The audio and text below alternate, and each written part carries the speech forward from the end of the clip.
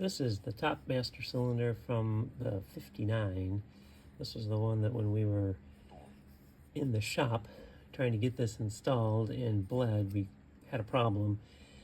And that was because somehow this part here, which retains the seal, was not properly in there. Somehow, even though it looked like it was, whenever the cap, whenever I tightened this cap down, something happened and this got in there cattywampus. So we're going to try to get this all back together and try it again on a bench rig. The seal looked a little dirty, so here it is cleaned out. There's actually just writing on the inside there. It looked kind of like it was dirt, but you can see there is some printing on the inside of that.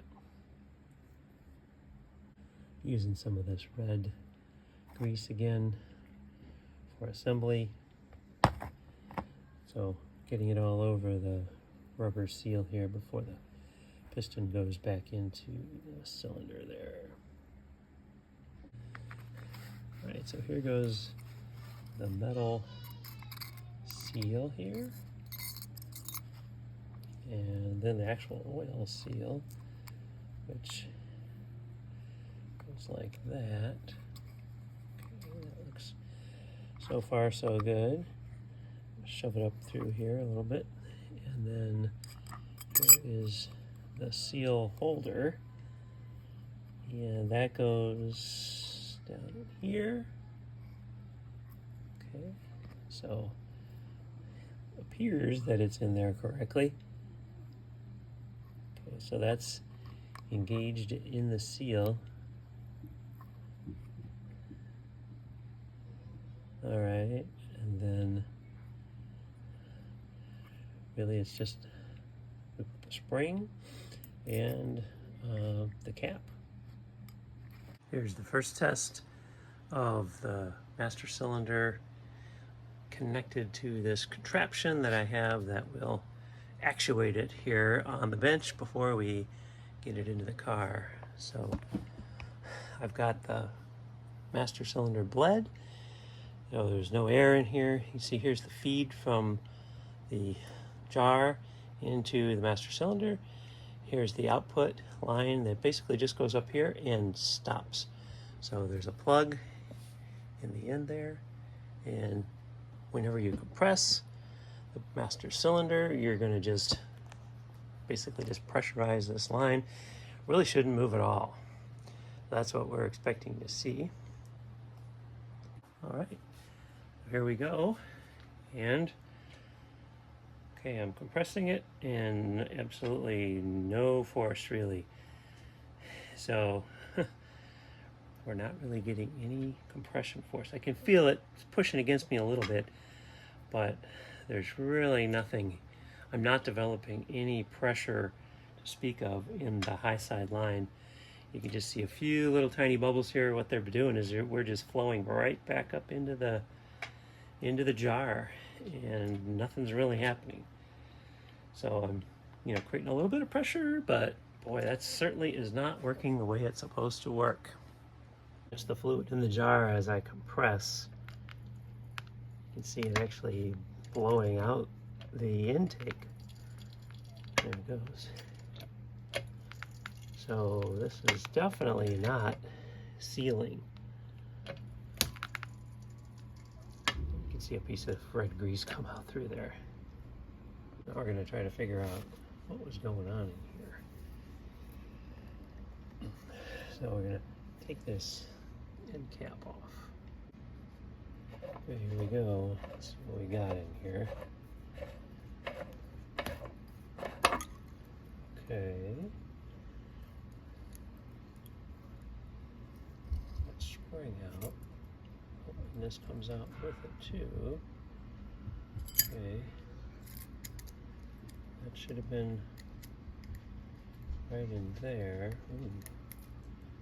Okay, I don't know if that was right in where it was supposed to be. Okay, and that is what we see in there. Nothing really out of the ordinary. Bring the piston forward.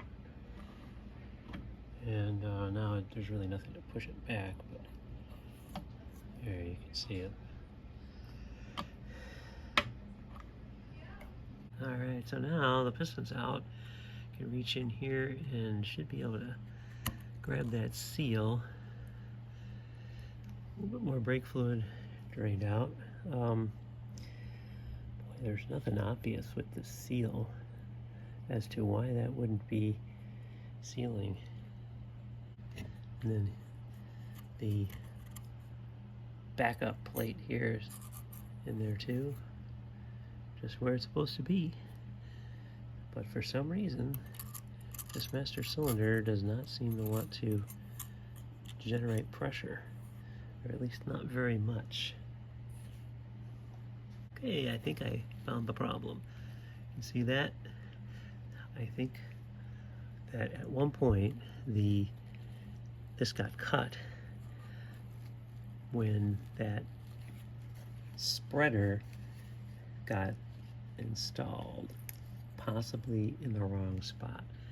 So I'm guessing what happened is that this basically cut through there because it didn't get into the right spot. So that is why it's leaking. Getting back to the brake master cylinder project. It's been sitting here for a while. I haven't had a chance to work on it, but the interesting thing was, look at the, this has just had brake fluid in there, and I definitely seen some rust around that. That was clean just a few months ago. I don't know if the fact that oxygen can get in there is allowing that to do a little rusting right there on the end, but definitely has degraded over a little bit of time. Otherwise, things are all cleaned up here and ready to go back together.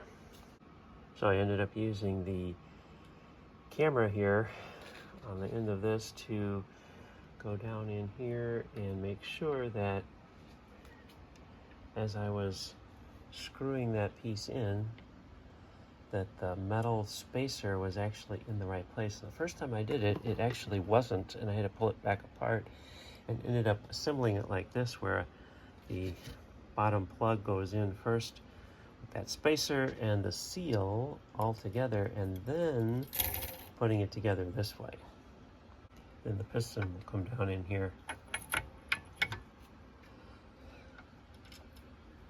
And it's kind of a little bit of a different order of assembly. We're ready to put the brake fluid in here and pump this up.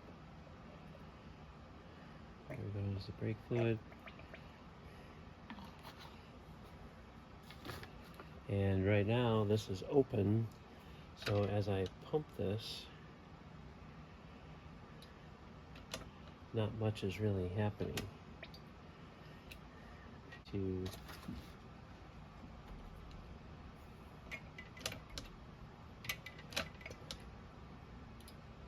use this technique here where I'm closing this off and I'm pulling that out. Now it's bled out, so this is just full of brake fluid now. Master cylinder full of brake fluid.